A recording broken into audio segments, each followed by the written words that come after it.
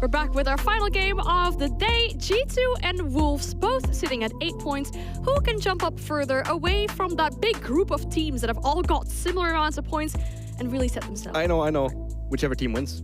Yeah, okay, that's a very good shout indeed. I mean, obviously 3 points would be ideal, but there is a scenario where we mentioned ends. They can drop very far if this goes to overtime. I mean, that will still be for us to unfold, of course, but looking at the first team, looking at G2, of course, they've attended SI. We've seen that from them. It went pretty well, despite not winning SI, of course, but we've seen a bit of mixed results from G2. They've only got one more game after this. They really need to step up. You know, and the mentality in a G2 team is that second place is first loser. So fourth place is what? Third loser. You don't want to lose if you're in G2. You should be winning every single event because you have that backing from the organization, you have those players within the team, and you have that staff backing them up. So they should be winning every event. This stage has been pretty rough, very much up and down. We're not seeing much team play from them. We're kind of relying on individual performance from players stepping up. And then obviously players not trolling like Benya did against Into the Breach last playday and dropped like 2 kills. So you can't afford those plays when the rest of your win conditions is basically individual performance. All of these players are just so disgustingly good, right? Yeah. In their own times, they've all been the star man, and in a way, a star fragger of a previous team, a team that a player that team was built around. Sorry, I can't really get my words out here because all of these players shouldn't be in the predicament that they're in, which is mid-table mediocrity, right? This should be a top-of-the-table team, realistically, being a juggernaut alongside BDS to duke it out for those top 2 spots, to be the team that is the best team in Europe. They're not there yet, but it's also G2. It's not that hard for them to get back there. I don't know if you say that they're not there yet. They won SI a year ago. They should never even have left that place. You can't go like a roller coaster up and down, up and down, up and down, and then expect everything to be happy dandy. That's just not how it is. The fans have bigger expectations on them. The org has bigger expectations on them. They should be better than they are. They have no excuses for why they are not. So it's only themselves they can blame.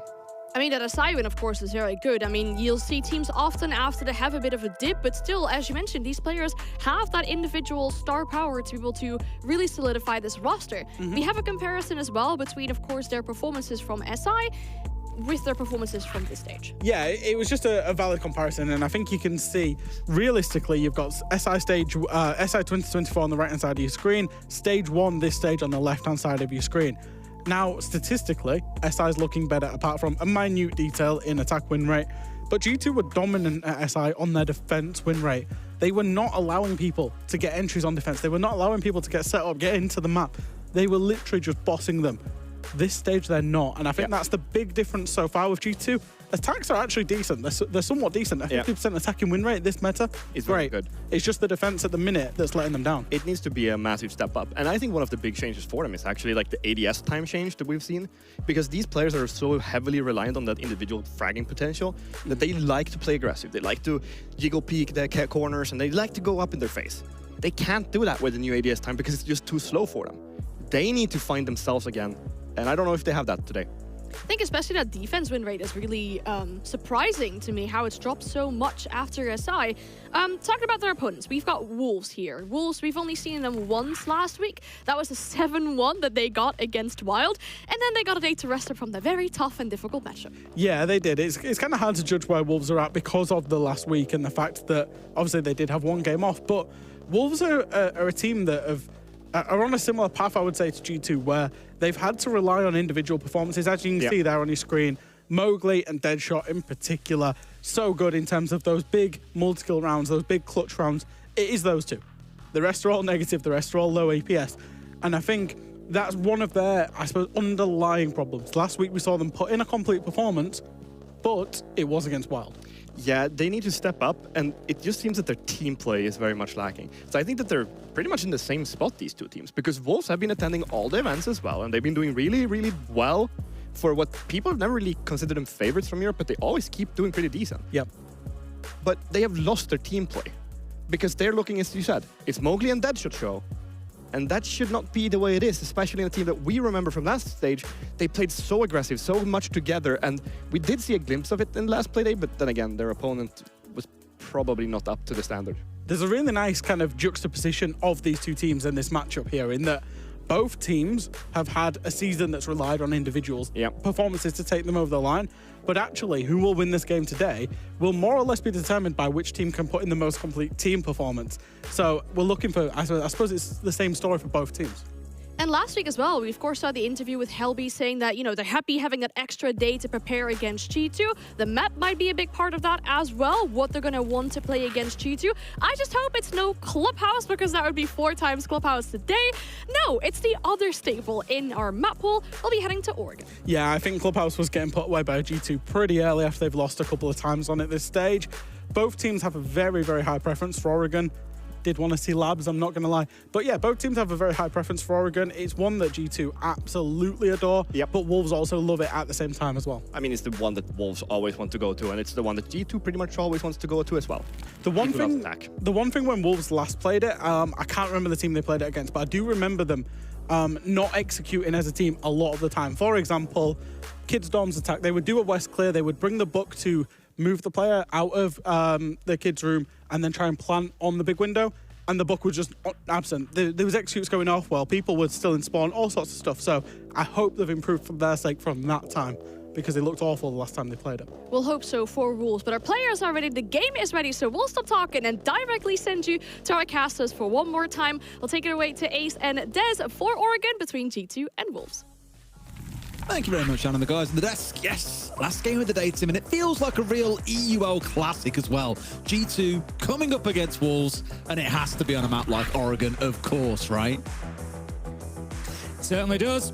What better for a classic matchup than a classic map? And that is exactly what we are going to get. I said this to you at the beginning of the day. I'll say it again now. I think this could be a real cracker. It wouldn't surprise me to see a little bit of overtime. It wouldn't surprise me to see these two, bouncing back and forward. Maybe similar to what we had in the previous match with BDS and Virtus Pro, but just going the entire distance, because these two at the minute, they're close to each other in terms of the league. They're on the same number of points. They just seem to be on very similar sort of stories at the minute in terms of, a little bit of a lack of consistency here and there, maybe not always showing us their best, and really needing to make sure that they get that playoff spot locked down, that they're not leaving themselves open to attack from those lower teams. So lots to play for both of them. Both played this map in the last 3 weeks. As mentioned, both won it as well. G2, probably the scariest stat to take into this game, is they're 5-0 on this map in 2024. They love it. Equally, so do Wolves. Not quite the same sort of success record, but no doubt plenty of tape for both teams to have on each other coming in towards this game. And that might be why you're seeing things like the Grim ban coming out from G2. Not exactly a go-to standard ban. Occasionally creeps its way through, but just the overwhelming of the Bees looking down in towards Basement Pillar. That's why you're seeing that ban come away. So I imagine, Tim, we're going to see a lot of things coming out here, like the Ying really taking over the map, especially in the Basement Execute, which of course invites things like the Warden on the other side. So keep a close eye out for that little dance between those operators where they're playing in any of these given rounds. We'll see how things go, because fans are done, Tim, and that means our last game of the day is about ready to start. Let's get things underway then. It's going to be G2 versus Wolves to wrap up what has been a fantastic evening of Siege. A little bit of both. Teams being dominant in those first couple of games, and then a real close affair between BDS and Virtus Pro sets us up nicely for what could prove to take the title of Game of the Day here if both of these two teams show up on Oregon. So we're going to kick things off with Wolves on the defense. It's going to be down in the basement. We've got P4 on the Warden. Probably going to be a fairly constant pick given that Ying is available. Obviously, the defenders don't know which attackers are going to be coming along, so you kind of got to just pull the trigger on the Warden every time, I think, just to be sure. Warden's always considered quite a strong operator, to be fair. Even when you aren't seeing a Ying on board, you often see him brought along regardless, because when teams don't play, I mean, even when they're in play, you're seeing the exact same thing come out here. Look on G2's side of the screen, how many flashes they're bringing in this round. You don't need Candelas to full white screen people when you've got 12 flashes, of which you can basically throw 4 at the same time. They can be really overwhelming, and where I think we've seen a lot of success back at SI, and it leans in towards why G2 are currently our second best attacking team in EU, comes down to the use of things like these flashbangs. The problem is, Tim, they're coming up against the team with the highest defensive win rate overall in EU. Stats at 80%. Wolves are no slouches at dealing with teams that can attack. So it's kind of one of those, Unstoppable forces, immovable objects. Who walks away? The loser, and Doki's posted up on 2. Doki and Deadshot, no idea. Almost into a third as well, but not quite going to find his man. P4 should be able to slip away here. But my God, has Doki just taken a knife to the back of Wolves, Tim? Yeah, G2 really awake at the start of this one. We saw Alamo getting that early damage done onto the person peeking out of armory, with Sindoki then doubling up and getting a couple of kills. And this is really strong stuff from G2 to kick things off. And straight away, Wolves find themselves with only 3 left alive, having to sort of haul up inside a site. And there's more than 1:30 left to go. This is a long time to try and hold on, but there's not much else that Wolves can do. They can't be aggressive now. They can't really take the fight to G2. They're just going to have to wait and see what G2 bring to them on the attack. G2, meanwhile, have got all the time in the world to open hatches, to posture, and to make sure that they're in the right position before that final push. I mean, they couldn't really do much in general against the Decavian Lion coming out, but the drop comes in. They found themselves 2 kills already. Who knows what the hell is going on? He can see nothing. The FNAT's really coming in clutch here, and suddenly, Tim, a 5v2 has gone down to a round loss. Oh, man. Wolves just snapping it shot on them for G2. As you said, Tim, they had 1.5 minutes to play with, but Hail Marying it through the hatch, and they pay the price. Yeah. That happened.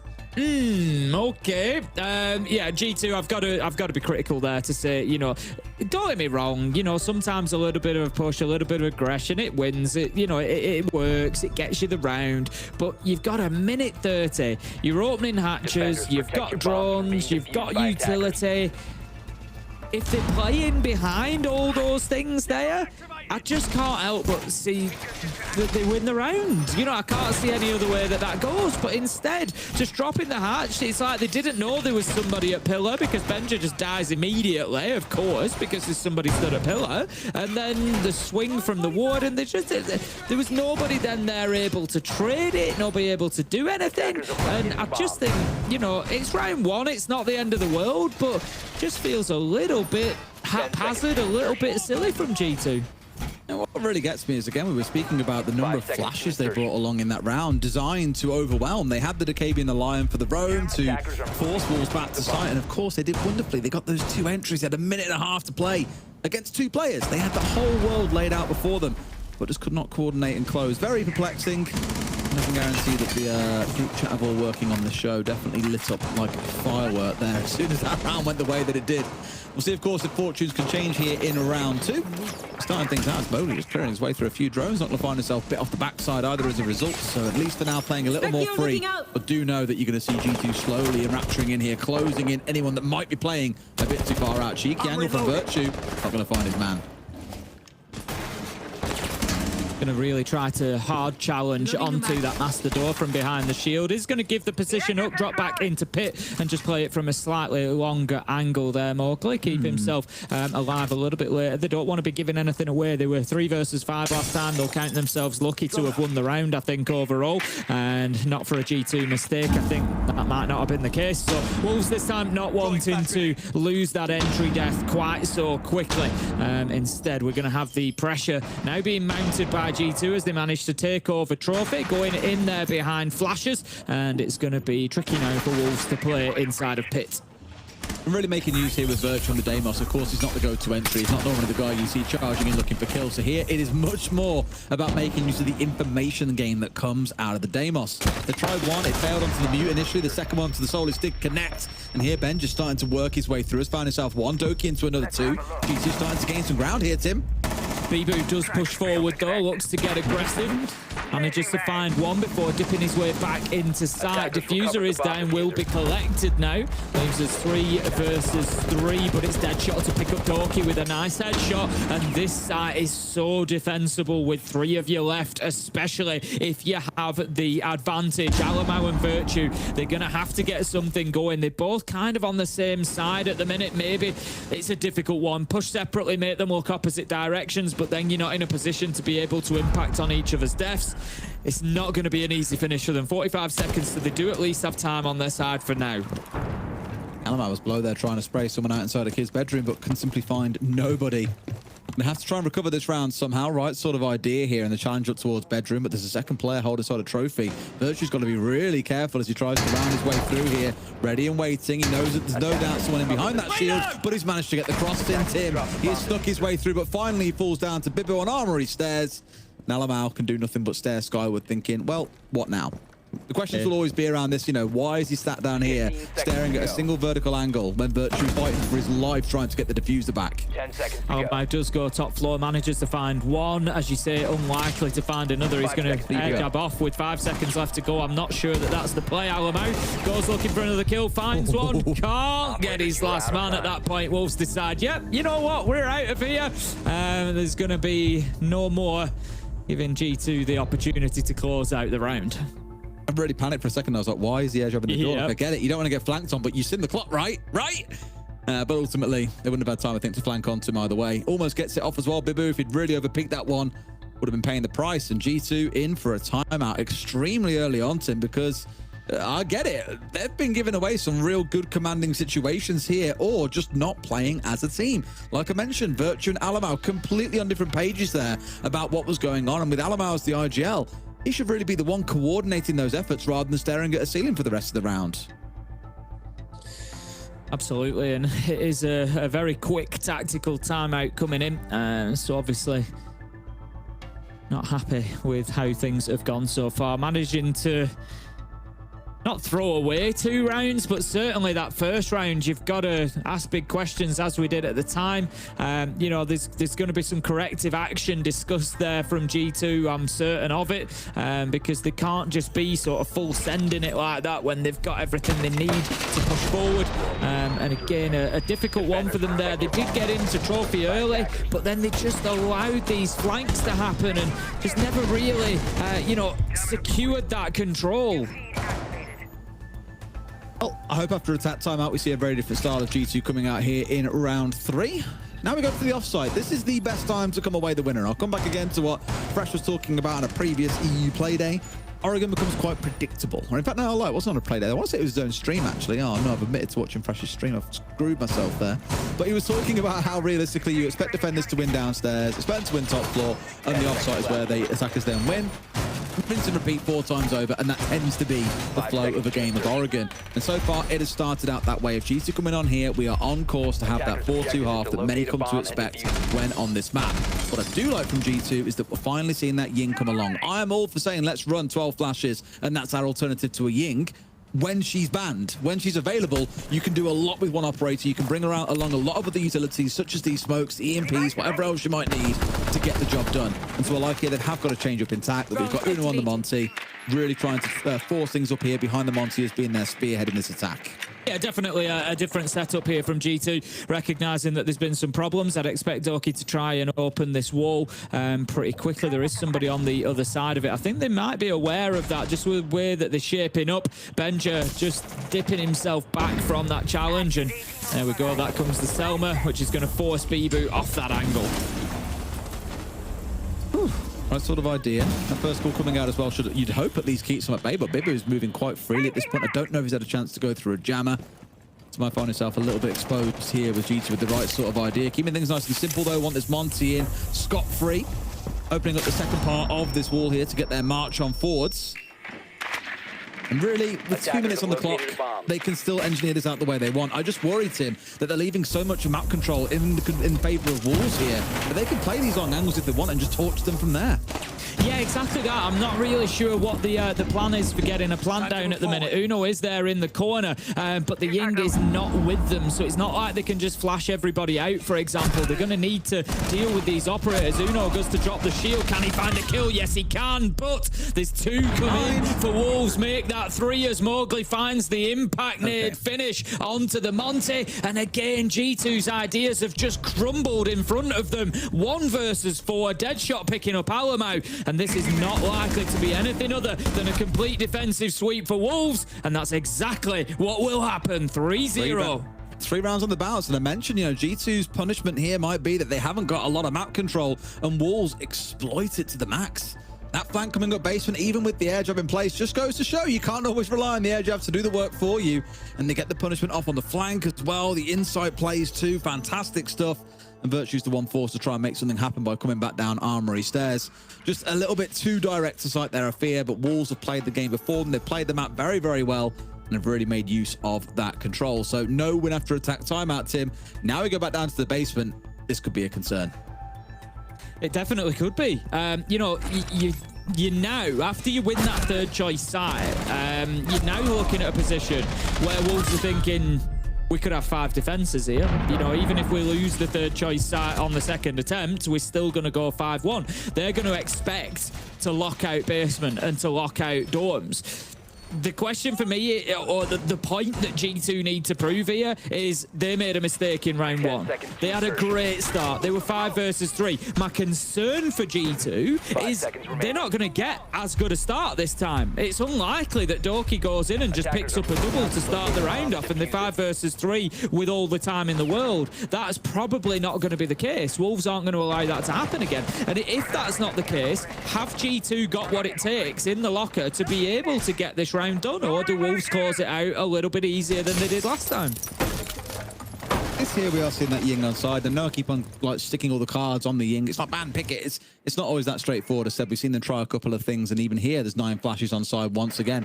So there is a lot of ability to overwhelm. The one thing I'm looking at here, and I'm a little bit concerned about, Tim, is the mirror. That's on side for P4, and knowing the kind of disruptive play that we've seen coming out of Wolves, like Mowgli, your Warden is up pushing on green. Okay, that's the thing. Really trying to find out drones more than anything else here and slow them down. But if Alamau falls here, they could be in real trouble in trying to deal with those mirror windows because they have no smokes on side to play behind, for example. No Twitch has come along to help get rid of them either. And so everything rides on Alamau here. He has to be the one to get in a good position to chew them away, and they've already lost their hard breach. That is a stinger, because how many hatches are opened up at this point, Tim? Anything else that's left, they can get one open. They've got a second. I think they'll be okay. Benja should be able to get the last one, but that could have been horrible for them.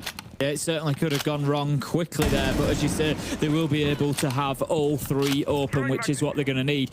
But we still can't ignore the fact that the entry kill has gone to Wolves. The manpower is now in their advantage. Basement is a tough site to take off defenders when they've got more men than you, because you can't really use any verticals. You can't move them around other than coming down and fighting them laterally. And if they've got the man over, they can just hold more angles. They're going to take away the mirror, which is going to allow Alamau a little bit more freedom if he wants to get in there and play from that side. But 1 minute 15, Wolves, they've got themselves locked down at this point. They're just waiting for the storm to arrive.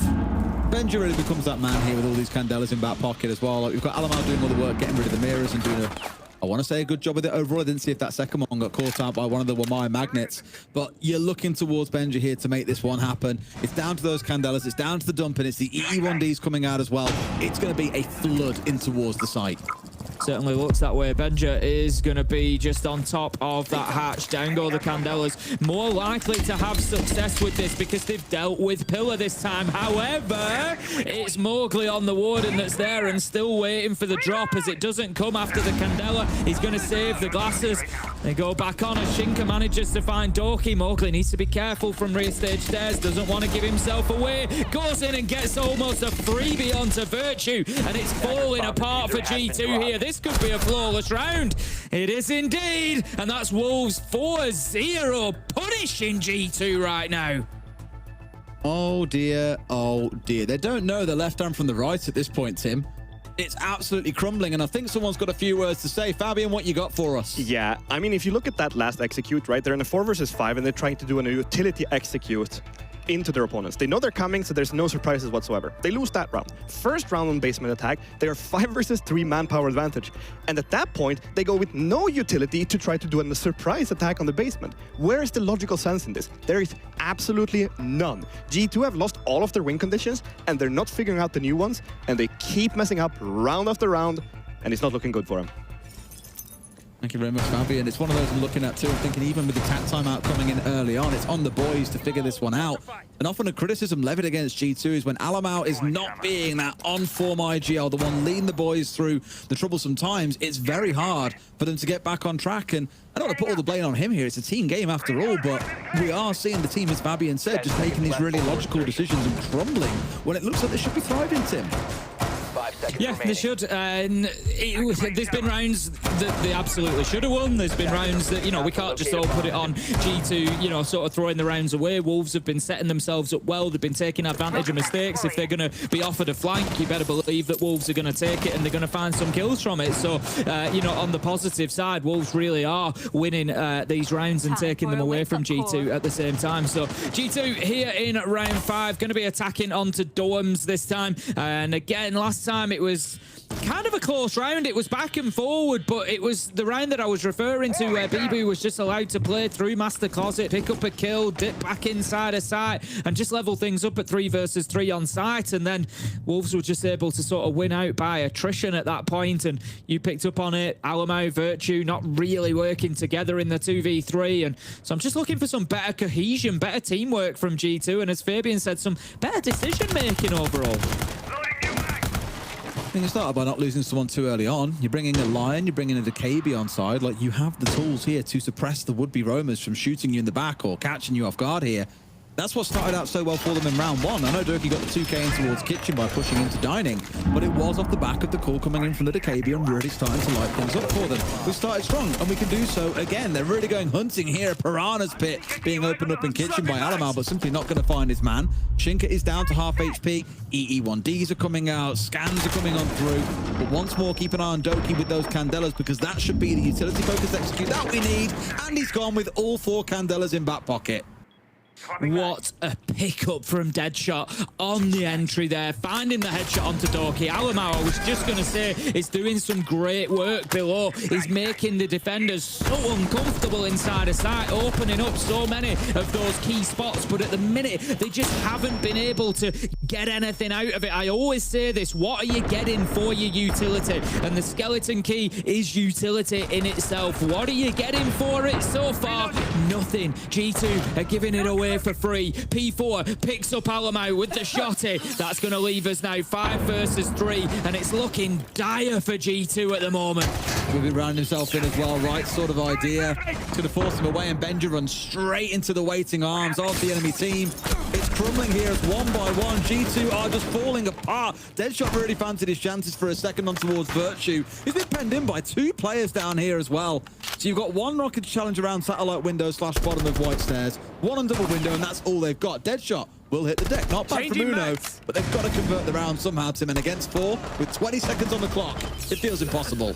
Yeah, it certainly does. Uno's going to pick up Mowgli there, so that leaves them effectively 2 versus 3. But they're taking shots from above, every angle being utilised by Wolves here, and that is why this site can be so difficult to aggress onto if there are more men alive than you have, because they can just use so many angles against you, and that is exactly what Wolves take advantage of. 5-0. I doubt that Wolves could have dared to dream of a start like this. They probably came into this thinking they were in for a real battle, Des, and it's no wonder that the Wolves players are smiling and happy away, because right now the game is a landslide in their favour. As much as G2 are absolutely crumbling on the attacking side, again, we can't ignore that stat line from earlier. Wolves, 80% attack rate. They beat that here in this game so far. Even if they lose this next round, they're still above that point, and that will push them into the mid-80s compared to everyone else in the competition. For comparison about how different it is here between 2 teams, 1 at the top, 1 at the bottom, Wild are on a 37% defensive win rate. Wolves have more than doubled that. They are very, very good at defending in Rainbow Six Siege. On the attacking side, a few questions maybe to be asked, so we'll see what happens on the second half. But with G2 this out of sorts right now, I think even when things flip over, it could still be a very similar story. And dare I say it, Tim, we could be in for Wolves 7-0 over G2. 10 seconds remaining. Oh, we definitely could. Let's not get ahead of ourselves just yet. There's 2 rounds for G2 to stop that from happening. But honestly, with the attacks that we've seen so far, I think it might be time for G2 to surrender, Des. You know what is a bit crazy? G2 have only got 1 game to play after this, and that's tomorrow. They have the last day of the stage off. Yep. They don't have a chance to get any points. They play against Wild tomorrow. They might have the playoffs off at this rate. Well, they will. That's it. As it currently stands, they are in 7th place and not making it to the playoffs because Fnatic won earlier on. Wolves, if they win this game, push themselves way up towards 11, for example. And G2's round difference is taking an absolute hammering in this game. Like, I cannot stress enough that although it's okay, it's a few rounds won, whatever, it's a write-off, it's 3 points. No, that round difference is the main tiebreaker, and it will mean a world of difference when it comes round to that final play day, regardless of where G2 might finish. They need something from this game, Tim. Otherwise, we have Manchester without G2, and Alamal's been caught fast asleep. Like, how does this even happen? What? Like, 2 players are pushing towards basement, hunted him down. He's had no idea it's coming, completely unsupported, and now he's down as well. This is a car crash for G2. I'd be interested to see who he'd been tracking at that time and where the sort of information was coming from, because of course when Deimos tracks an enemy player, his location is given away as well. So it just shows again good comms, good teamwork from Wolves. It may well be that Deadshot was the one being hunted. It may not. He may well have been getting fed that information from another. This is just... It's turning into men against boys. There's not even any contest in a lot of these gunfights. You know, Wolves are just popping up from all over the place, taking absolute freebies one after another. And Deadshot's going to have another. He could well find himself two. He does get close down, but it doesn't matter because he just baits him into a double nitro from Mowgli. 6-0. Wolves already on map point. It just feels like they've got eyes in every single wall there, Wolves. Starting down in the basement, finding Alamal, the double C4 at the end, just everything was orchestrated so ridiculously well. What a half that's been. 6 rounds in a row. I know it's arrogant. I know it's the defensive side, but against a team like G2, again, second best attacking team in all of VUL right now, they have absolutely crumbled before the French side. I think G2 will get a few rounds here on the defense. Do I think they're going to get a 6? Do I think they're going to get a 6 in a row? Absolutely not. No chance. You know, I'll write it off now, and I will eat my words. I will watch the clips back of me saying that if G2 run it all the way back in. With the way that they've played so far, and I don't say that because of the score. I say it because of the way that G2 have played. They have made so many fundamental mistakes, so many silly decisions, that I would be astounded if they are able to turn it round into a flawless defensive half. Are they capable of getting some rounds? Of course they are. They have to take one at a time at the minute. But are they capable of running 6 back-to-back with the way things have been so far? I'm not sure that that is going to be the case. Just bonkers. Honestly, I expect them to get absolutely cheese the pants off here in this round. Looking at it, yeah, it's in the basement. Ying on side, Capitao on side. In case of Zamira, we've got a Twitch as well. They've just got everything they need to feel to deal with this round. They can get rid of all the Goyos early on, then get rid of the F-Nats, for example. Wolves will come in with the right set of tools here. This is looking dangerous, I'll tell you that now, though. There's 2 players looking for a double swing out here, and Uno almost lost his life there. Shield gone. I imagine they'll be forced to back away. But at this point, G2, they don't want any of that smoke, Tim. They've backed off. No, I like that G2 have read into the possibility of Wolves being 6-0 up and thinking, bring a shield, brute force into elbow, and just, like you say, try and cheese the round. I like they've read into that, and they've brought the utility to challenge it. It's something that we used to see in LATAM back in, I'm talking 2020, when I was casting at the back end there. It used to be Cyber at the time. Always used to play the Tachanka, the old Tachanka with the turret, but he'd put the shield there on the door, put the turret behind it, and he'd just hold anybody out a bunker. So, you know, to see Alamau involved in bringing that along, getting the shield on the bunker there, is not too much of a surprise. It's from his home region that we used to see it years ago, and it's done its job. It's really backed Wolves off. Got rid of the shield and just thought, you know what, we'll leave this one. It's not worth trying to crack it with the utility that we've got. Instead, putting their efforts into the rest of the map, getting all these hatches opened up, for example, making sure there are no roamers around. Not done the right sort of thing because there are none left here, chewing through barbed wire, for example. Again, making sure that site is as ready for them as could be. The key one for me is Deadshot. He's only just thrown out his shock drone, mind you, and that needs to be getting out on the field here and looking to get rid of as many of those Goyo canisters as possible. And that's going to be 2 of them gone as the Rotero drone goes down and claims both of them inside a freezer. We also see the main lobby as well. 1 left to go. That will be taken down. So the path is clear for Wolves at least. The majority of utility has gone. The one thing they don't have so far, Des, is kills. They haven't managed to find anybody yet. 55 seconds left to go, and that could prove a real sticking point for them. I really don't think they're going to care, Tim. They've done all the setup of their walls they need to. They've got rid of bulletproofs, barbed wires, shields, Goyo canisters. They've chewed through as much as they can, including trying to get rid of those wire magnets as well. So here they can start trying to just dump utility and working their way through. This could be massive for them, but the drop behind them is going to be the big one. Watch Deadshot at the top of the screen here with Mowgli. In they come. Mowgli hits the deck. Deadshot hits the deck. They've cleaned them up at this point, Tim. They've held on well. Only one left standing, and G2 are going to hold on for a flawless round. It was all about that drop, and they read them like a book. Yep, G2 were well prepared for that. They got themselves set up despite all the utility being cleared. They knew what was going to come, and they were able to get the job done flawlessly. And I mean, what a difference. What a difference between G2 on defense and G2 on attack that we have just seen. They just looked calm. They made good decisions. They read into what Wolves was going to do. And all of a sudden, they look like the G2 that we expected to play into this game. I'll stand by what I said. Are they going to win 6 rounds back to back? I don't think that's going to be the case, but come and prove me wrong. Get another one, and another one, and another one. Third choice site. This is a gamble. Okay. All right. Yes. Very apt. Never surrender, boys. You've only got 5 more rounds to go. It's a big climb to keep things going, but we're trying the offsite here now. This is a spicy one. Not really opposed to trying something a little bit different and mixing things up. You'll have to play the sites at some point, no doubt, but rather than playing off towards meeting that it feels has been growing in popularity, it's off towards this dining side instead, Tim. I feel like I haven't seen the classic execute on here for a while. I'm thinking about Thermite up, for example, in Small Tower, getting things opened up. But Wolves aren't even bother with that. Instead, got themselves a very different style of setup coming in here. Instead, the only hard breach coming along is going to be that ace. There's going to be a fight over top floor, I would expect, given the lineup, particularly the book on side.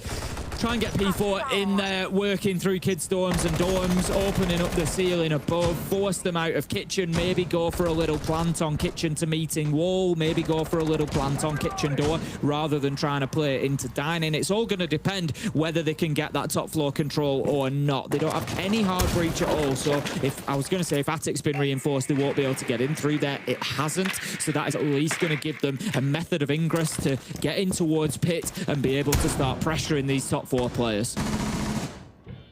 Now at least Mowgli's found himself dug downstairs, and if they at least managed for now, seeing one slip through. I think it's Uno dancing his way around here as well. Has to be careful at this point, because I don't think he realised there was a player still hanging in behind him.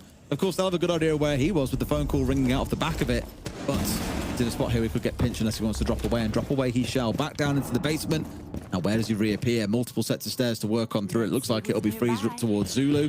Maybe wants to try and catch someone here out towards the backside of things. Right idea, but can they find anyone? Oh, Mowgli almost found one, but he misses the shots. Finally manages to find Benja as he rounds in towards Zulu. G2 trying to play with a bit too much freedom, Tim.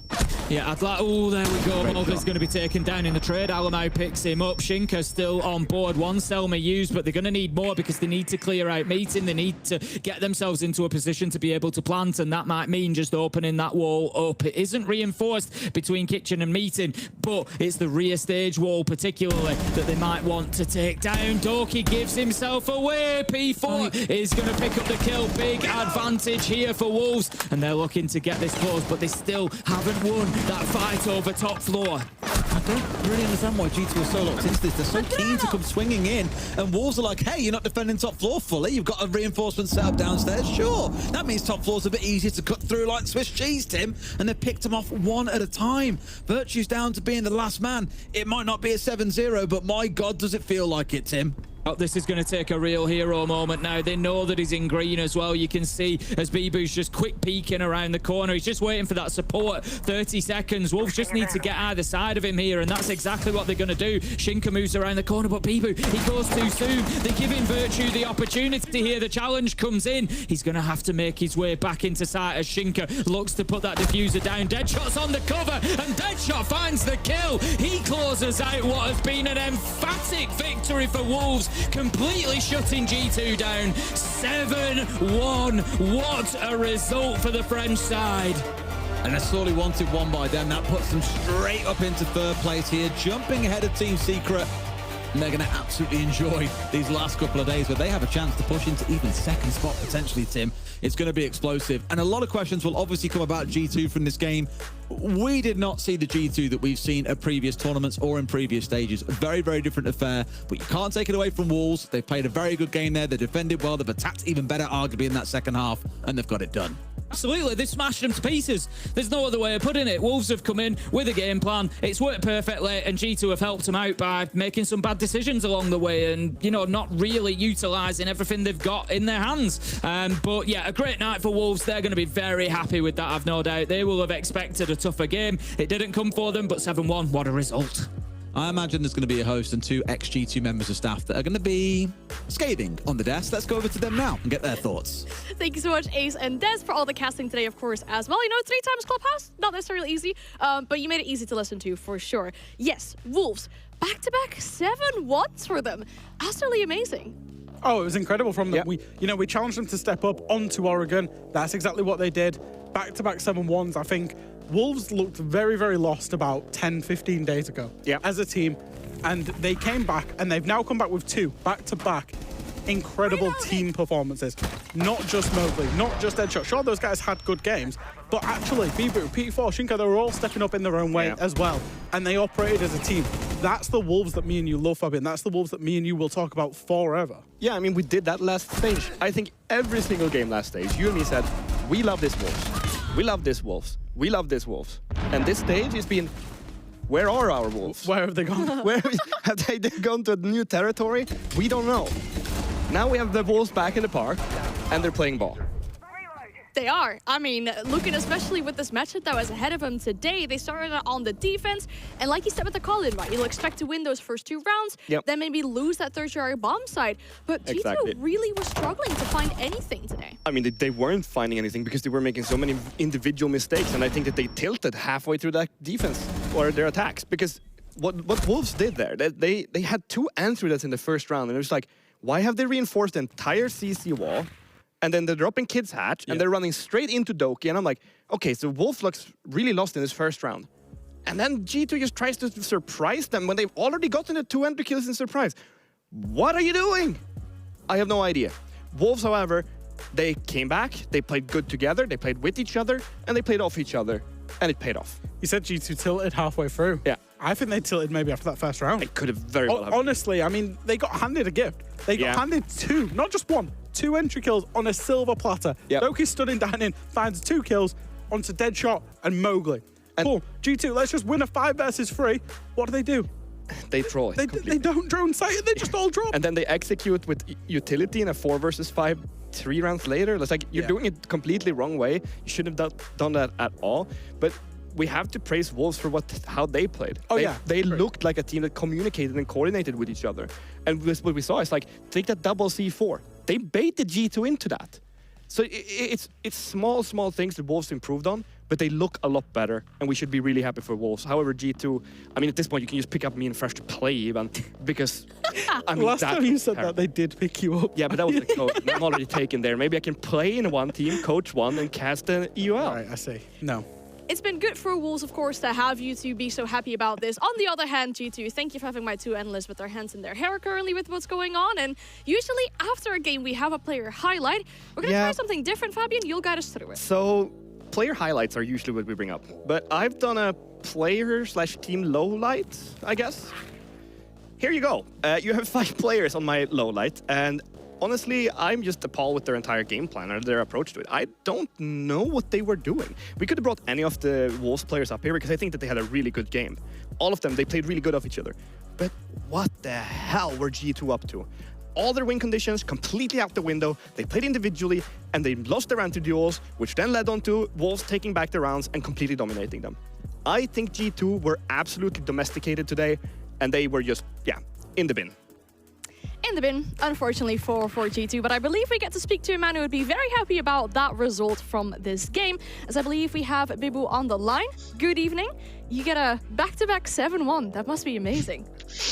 Yeah, good evening too. Yeah, of course it's amazing. 6 points, 14-2 in a round, so yeah, feeling pretty great, and we play great, so nothing more. Yeah, good to hear. Of course, last week during the interview, we had your coach here. They said they were very happy about having an extra day to prepare for G2. How was your preparation for today?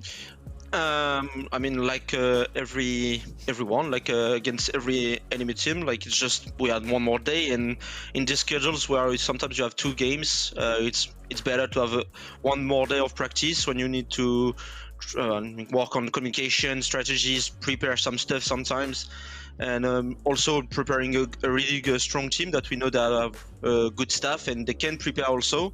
So having one more day, it's always a bonus, and we take it very good. Bibu, the last time I spoke to you was when you scraped over the line with that victory against Virtus.pro on Oregon. You went back there again today. What did you change? Because this game today was a lot cleaner than the last time. I mean, since like the beginning of the league and now, like we work a lot on our communication and playing together. I heard this on some VODs that you and Fabian were trying to find the whole wolf playing together, like the team play and stuff like that. And we were missing that. We knew it. We spotted it. And so it was our main focus, because we know that we have some good gunners, but we are not the team like, known because we have like the best gunner on every role, but we get known because we had a good team play and we could coordinate everything on every maps. So that was our main focus, and always work on the communication, like I said, because it was not clear. So yeah, maybe too much energy sometimes. So we fixed that, and now we are back at our top form.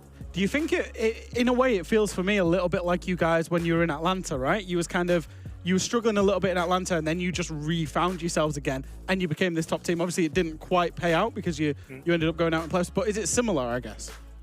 Yeah, kinda. Yeah, in Atlanta it was also like we didn't play our game. I think today in New York it was more like these past days it was more about we played our game but not correctly and not with the clear and good communication we used to have. So it was kind of different, but at the end, like it's the same thing, that we were not totally ourselves, and we fixed that to become ourselves and just play as we know and as good as we know. So yeah, that was kind of the same. Yeah. It's good to see that really in-depth knowledge of what's been going wrong for you guys and what you can do to change that. But of course, after this victory, anything you want to say to the fans, feel free to do it in French as well if you want. No, it's okay. Thank you. Thanks for the fans. Thanks to Walzer. I mean, every day they are supporting us. Thanks to everyone sending us message. Thanks to you for the interview. Thanks to the casters for the cast. And for the analysis, Fabian, I don't forget you. Have a good night and see you soon.